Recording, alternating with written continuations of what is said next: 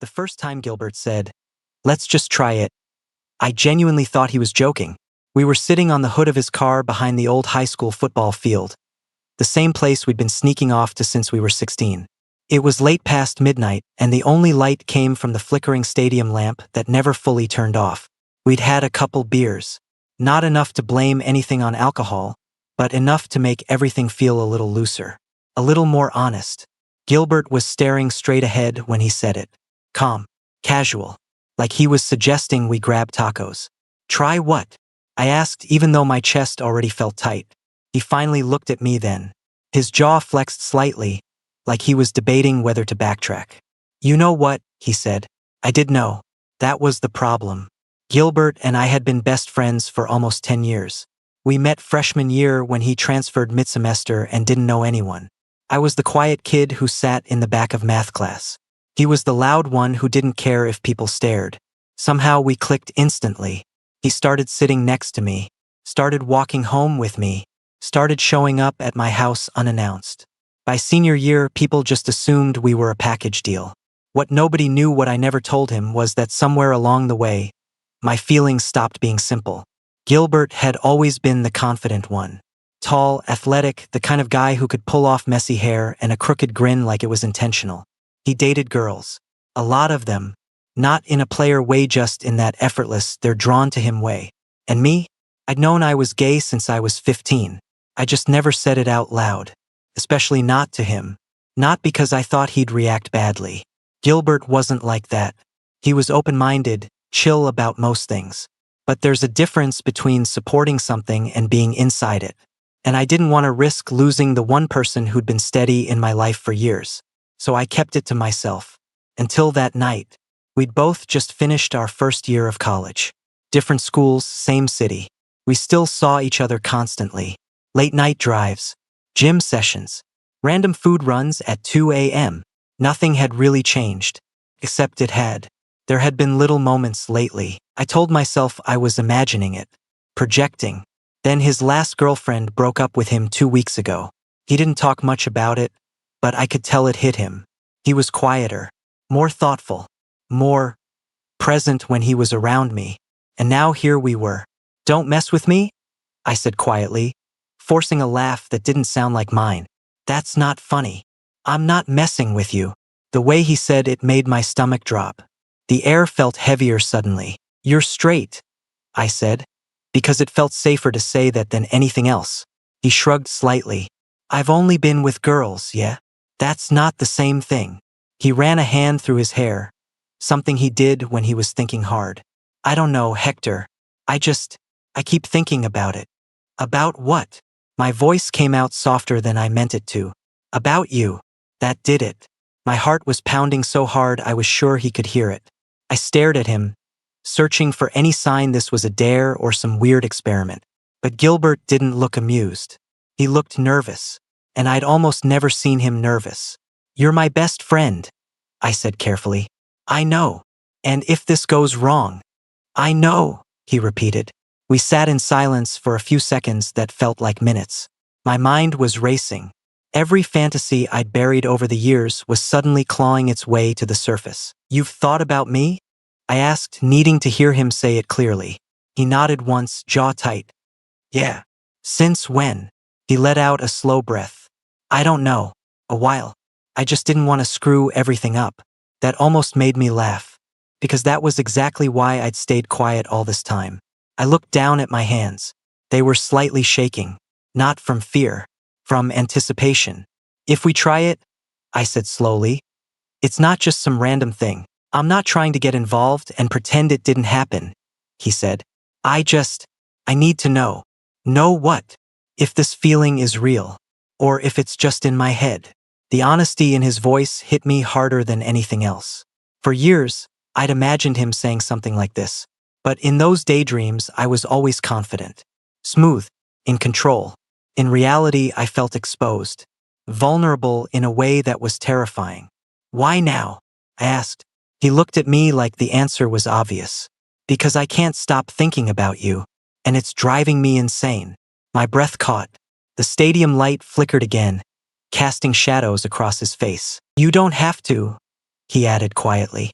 If you're not into it, just say that and we'll forget I ever said anything. That almost hurt. Gilbert, I said, finally turning fully toward him. I've been into you since I was 16. The words hung between us.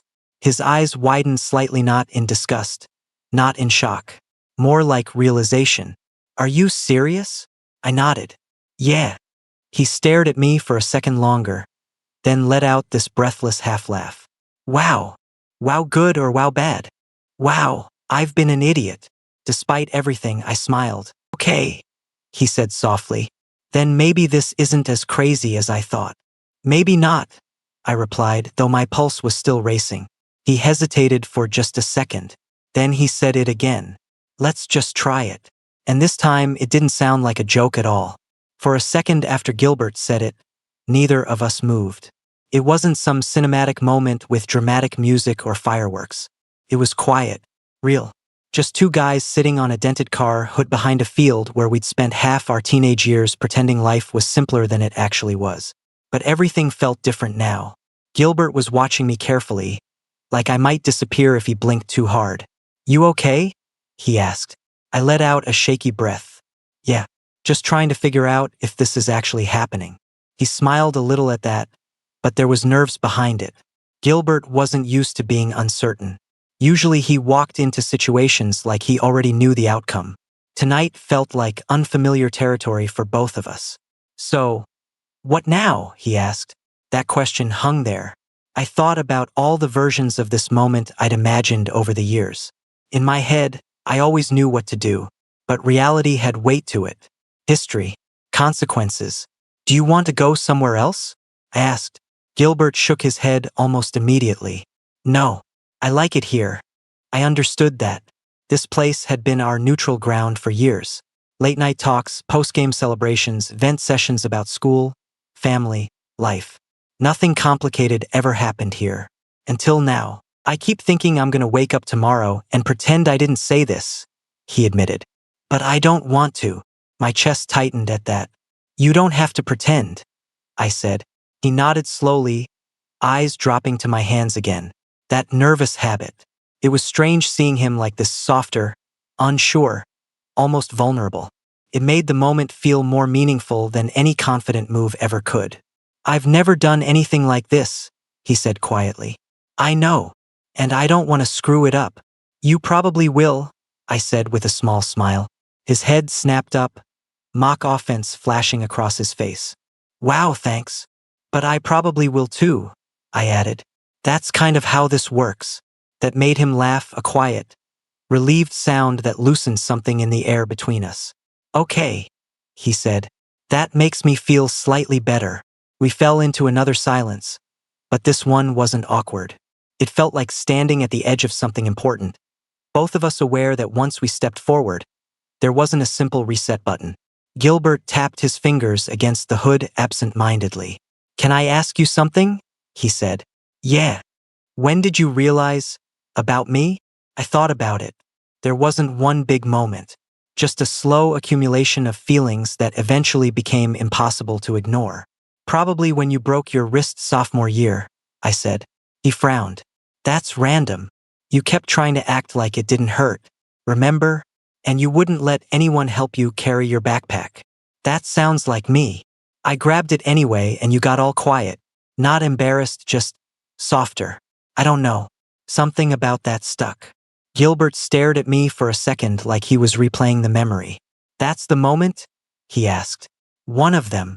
He smiled faintly, shaking his head. You remember the weirdest things. I remember important things, I corrected. The way he looked at me after that felt different. Deeper. Okay, he said after a moment. My turn. I raised an eyebrow. That night you fell asleep at my house senior year, he said. We were watching movies and you passed out on the couch. Oh God. I groaned. I drool when I sleep. He laughed. You didn't drool. Good. But I remember looking at you and thinking, I didn't want you to leave. The honesty in that landed somewhere deep in my chest. I didn't know what it meant, he continued, so I ignored it, like everything else confusing in my life. That tracks. Yeah. The quiet returned again, but now it felt full rather than empty. "You're really okay with this?" he asked softly. "With you," I said. "I've been okay with you for a long time." That seemed to steady him. "You're the one who suggested it." "I know." Still terrifying. "We can go slow," I said. "There's no deadline." He nodded, relief flickering across his face. "Okay, slow is good." But neither of us moved away. "You're overthinking," I murmured. "I overthink everything important." "That's new." He smiled faintly. "Only with you." The words hit harder than they should have. My heart was pounding again, but this time it wasn't panic. It was anticipation layered with years of unspoken feelings finally surfacing. Gilbert lifted his hand slightly, then stopped midway. "Can I?" he started. "Yeah," I said before he even finished. His fingers brushed mine first. Just a light touch. Testing. Felt simple. Gentle. But the meaning behind it was anything but. He intertwined our fingers slowly, like committing the sensation to memory. His hand was warm, slightly calloused from years of sports and gym sessions. A hand I'd high-fived, fist-bumped, shoved playfully. Holding it like this felt completely different. Gilbert exhaled shakily. "Okay," he whispered, almost to himself. I squeezed his hand once. "You're doing fine." He laughed quietly, shoulders relaxing. We sat there like that for a while, hands linked, knees touching, the empty field stretching out in front of us like the rest of the world didn't exist. Then Gilbert looked at me again, expression soft but determined. "I think I want to kiss you," he said. And somehow, hearing him say it out loud felt even more surreal than anything else that had happened tonight. When Gilbert said he wanted to kiss me, the world didn't explode. It just narrowed. The field, the car, the distant hum of traffic, all of it faded into background noise. All I could focus on was the way he was looking at me. Not cocky, not playful. Serious. "You think," I teased softly, mostly because my heart was beating way too fast and I needed something to steady myself. He rolled his eyes, but there was a nervous smile tugging at his mouth. "Don't make it worse." "I'm not," I said. "I just didn't expect you to sound so unsure. I've never kissed a guy before, Hector. I feel like that's a valid reason to be unsure." "Fair point." I studied his face for a second, searching for hesitation, doubt, anything that might mean this was temporary curiosity. But what I saw wasn't confusion. It was resolve. "You don't have to prove anything," I said quietly. "Not to me. I'm not trying to prove anything." "Then why?" He didn't answer right away. His thumb moved slightly against mine where our hands were still intertwined. "Because when I picture it," he said slowly, "it feels right." "You're sure?" he asked one last time. "I've been sure for years," I replied. When we finally pulled back, it wasn't because either of us wanted to. It was because we both needed to breathe. He stared at me, eyes wide. "Okay," he said breathlessly. Couldn't help it, I laughed. "Okay, that was..." He trailed off, searching for the word. "Terrible," I offered. "Shut up," he said automatically. Then his expression shifted. "That was not terrible." Relief flooded through his voice in a way that made my chest ache. "How did it feel?" I asked gently. He swallowed. "Different," he admitted. "But not in a bad way. It didn't feel wrong." "That's good." "Yeah." He ran a hand through his hair again, slightly dazed. "I thought I'd panic or something." "Are you panicking?" He looked at me carefully. "No." There was something grounding about that answer. No theatrics. No sudden freak out. "You're still my best friend, right?" he asked quietly. "Yeah," I said. "You're still mine. And this doesn't make it weird?" "It might," I admitted. "But weird doesn't mean bad." He huffed out a soft laugh. "You always say stuff like that." "Like what?" "Like you've already thought through every possible outcome." I smiled faintly. "I have." "Oh, so now you're comfortable?" I teased. "I'm adjusting," he shot back. We both laughed, and the laughter felt important. Kept the moment from becoming too heavy, too fragile. Gilbert looked out at the empty field for a second, like he was recalibrating his entire understanding of himself. "I don't feel different," he said slowly. "I still feel like me." "You are still you." "Yeah, I just..." kissed my best friend. And, he looked back at me. And I want to do it again. That sent a pulse of heat through me I couldn't fully hide. You're allowed to, I said. He studied me for a second, like he was realizing this wasn't just a one-time experiment. That this door, once opened, didn't automatically close. Hector, he said more seriously now. Yeah, if we keep going, I don't want to treat this like some secret I'm ashamed of. The statement surprised me. You're not ashamed? No. He shook his head firmly. Confused? Maybe, but not ashamed. That mattered more than he probably understood. We don't have to label anything tonight, I said. We don't have to figure out the rest of your life. I know. We just take it one step at a time. He nodded. One step at a time, he repeated. There was a quiet confidence building in him now. Not arrogance, just clarity. I thought it would feel bigger, he admitted. Bigger how? Like some dramatic identity crisis. Like I'd suddenly question everything. And it just feels like I'm kissing you. That simple sentence hit harder than any dramatic confession could have. I smiled faintly. That's because you are. I don't feel like I'm pretending, he said quietly. That's what's messing with me. You've never been good at pretending. True.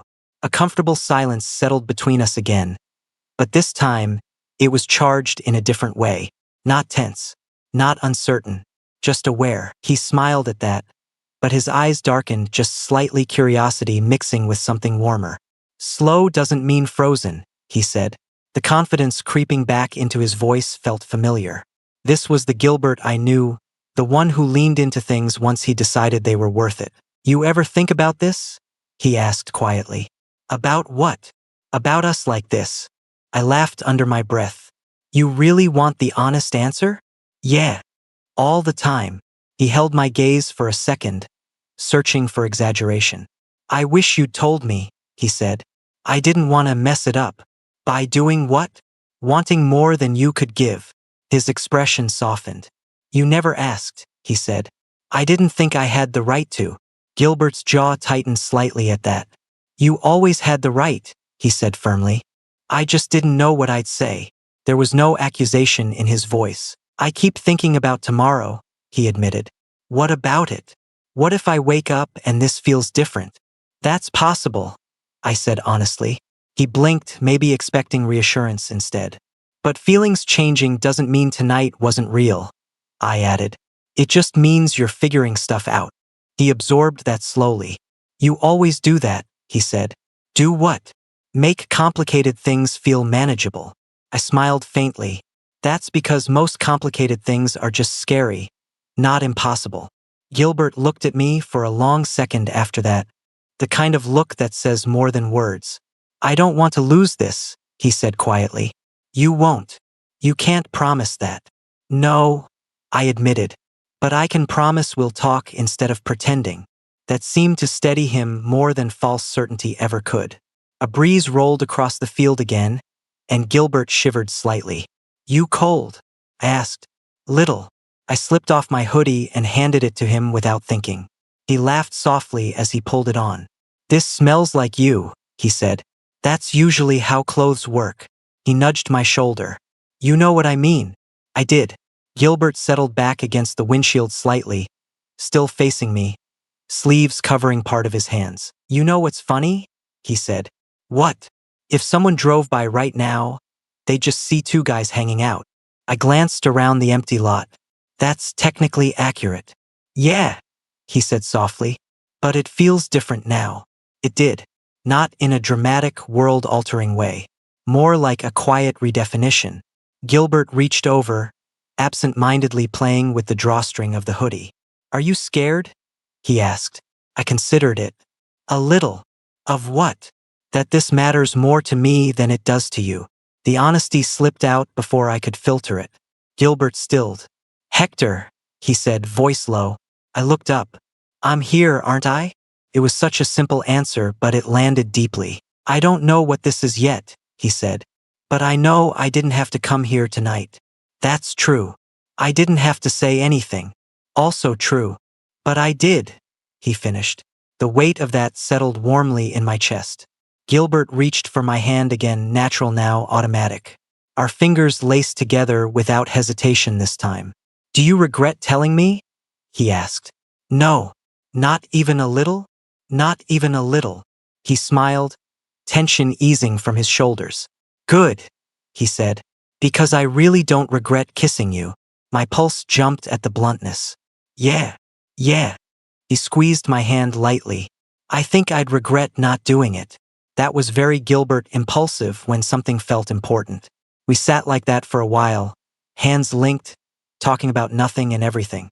Random college stories, dumb memories from high school, the normal rhythm of our friendship weaving seamlessly through this new layer neither of us fully understood yet. Eventually Gilbert glanced at the time on his phone and groaned. It's almost 2. Wow. My mom is definitely going to text me in the morning asking if I'm alive. I laughed. Same. Neither of us moved though. You don't want to leave yet, he observed. Do you? He shook his head. Silence again. Could get used to that, he murmured. I smiled. Yeah. For the first time that night, the uncertainty didn't feel overwhelming. It just felt like the beginning of something we hadn't named yet. We didn't rush anything after that. That might have been the most surprising part. You're quiet, I said eventually.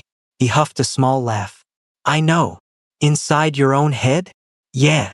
He squeezed my hand once. I'm just replaying everything. Good replay or overthinking replay? Both. That sounded about right. He leaned back slightly against the windshield, pulling me with him so we were sitting shoulder to shoulder now instead of fully facing each other. The field stretched out in front of us, dark and empty. Can I tell you something weird? He asked. You've already kissed your best friend tonight. I think we're past weird. He smiled at that. I always thought if I ever questioned this stuff, it would feel chaotic. Like my whole identity would crack open. And it doesn't. He glanced at me. It feels like I just unlocked something I ignored. That hit deeper than he probably meant it to. Does that scare you? I asked. A little, he admitted. But not because of what it is. More because I don't know what it means yet. I nodded slowly. You don't have to know tonight. I know. He exhaled. I just don't want to hurt you while I figure it out. There it was again, that awareness. You're not going to hurt me by being honest, I said quietly. You'd hurt me by pretending. He went quiet at that. I don't want to pretend, he said after a second. Not with you. The sincerity in his voice grounded everything. A car passed distantly on the main road beyond the field, headlights briefly flashing across us before fading away again. Gilbert watched the lights disappear. Do you think this changes how people see me? He asked suddenly. I didn't answer right away. It depends who you tell, I said carefully. I mean in general. Most people won't know unless you want them to. He nodded, jaw tightening slightly. And if I decide I don't want people to know yet? He asked. That's your call. He looked at me then, searching. But, I added gently, I won't be your secret. He went very still. I hadn't meant to drop that so bluntly, but it needed to be said. I don't mean you have to announce anything, I clarified. I just mean, I won't pretend I'm just some experiment you tried once. Gilbert's expression shifted, not defensive. Thoughtful. Is that what you think this is? He asked. No, I said honestly. But I need to know it's not. He let go of my hand only long enough to turn fully toward me again. His palm cupped the side of my face, not hesitant this time. You're not an experiment, he said firmly. You're Hector. The way he said my name made my chest tighten. And I didn't come here tonight because I was bored, he continued. I came because I couldn't ignore this anymore. I held his gaze. I'm not promising I have everything figured out, he said. But I am promising that you matter. That was enough. More than enough. I don't want this to end with tonight, he murmured. It doesn't have to. But it might get complicated. It probably will. He laughed softly. You're really not selling this. I'm not trying to sell it, I said. I'm trying to be real. Gilbert studied me for a long second, then nodded. Okay, he said quietly. Then here's real. He took a breath. I want to see where this goes. The words weren't dramatic. They weren't a declaration of love. But they were steady. intentional. And I don't want to pretend tomorrow that we're exactly the same as before. My pulse picked up again. We won't be, I said. Good. Then he leaned back, looking up at the sky. I feel lighter, he admitted. Yeah. He glanced at me with a faint smile. Like I've been holding something in for years and finally said it out loud. I couldn't help smiling back. Welcome to my world. He nudged me with his shoulder. You waited way too long to tell me. You were dating half the city. Still, he said, you should have trusted me. I do now. He held my gaze for a second. Good, he said softly. For the first time all night, the tension wasn't about uncertainty. It was about possibility. We didn't notice how late it had gotten until Gilbert's phone buzzed in his pocket. He groaned immediately. That's my mom. Are you alive? I guessed. Exactly that, he said, glancing at the screen. He didn't answer, just typed something quick and shoved the phone back into his pocket. You should probably go, I said. Yeah. Neither of us moved. The reality of leaving suddenly felt heavier than anything that had happened so far. Sitting here in the dark, tucked away from the world, was easy. Tomorrow, daylight, normal routines, other people, that was going to be different. Gilbert looked at me like he was thinking the same thing. So, what do we do now? He asked. About us. The word landed differently than it ever had before. I took a breath. Tomorrow we wake up. We text like we always do. We don't pretend tonight didn't happen. He nodded slowly. And if it feels weird? He asked. Then we say that.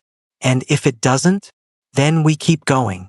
Gilbert studied me carefully, like he was weighing every possible outcome. You're really not scared? He asked. I am, I admitted. But I'd be more scared of losing the chance to see what this is. That seemed to hit him. I've never wanted to do something this much and been this unsure at the same time, he said quietly. That's kind of how you know it matters. He gave me a look. You have a quote ready for everything. I've had years to prepare. He laughed under his breath, shaking his head. You really have, he said. There was a pause. Then his expression shifted, not nervous, not confused, determined. Okay, he said firmly. Here's what I know. I waited. I know I care about you, not just as my best friend. And I know kissing you didn't feel like a mistake. My heart thudded harder. And I know I don't want to wake up tomorrow and go back to pretending I don't think about you. The air between us felt charged again, but steadier now. I'm not promising I have labels, he continued. I'm not promising I suddenly understand everything about myself. I'm not asking you to, I said. But I am promising, he added, that I'm not walking away from this just because it's complicated. That was the first moment it felt real in a lasting way. Not just curiosity, not just impulse. Choice. I swallowed. Okay, I said softly. He searched my face. That's it? Just okay. I smiled. It's a good okay. He looked relieved at that. He said quietly, that if this works, my whole life just shifted. I gave him a small smile. Yeah. And you're okay being the reason? You're not doing this for me, I said gently. You're doing it because you want to. He held my gaze. Yeah, he admitted. I do. The stadium light flickered again above us. The same one that had buzzed through countless nights of dumb teenage conversations. Only this time, it felt like it was watching something bigger unfold. Gilbert finally slid off the hood of the car, holding out his hand to help me down. I took it, but instead of letting go, he laced our fingers together again, natural now, like it belonged there. We stood facing each other for a second in the quiet lot. This is crazy, he said softly. Yeah. He squeezed my hand once. But it feels right. I nodded. Yeah, I said. It does. I'll text you when I get home, he said. You better. He smirked. I always do. Then he stepped back, walked around to his side of the car, and got in. As he drove off, I stood there for a minute, replaying everything in my head. The words, the kisses, the way he'd said I'm not walking away. For the first time in years, I didn't feel like I was hiding anything. I felt like something had finally begun. And the craziest part? It started with 3 simple words. Let's just try it.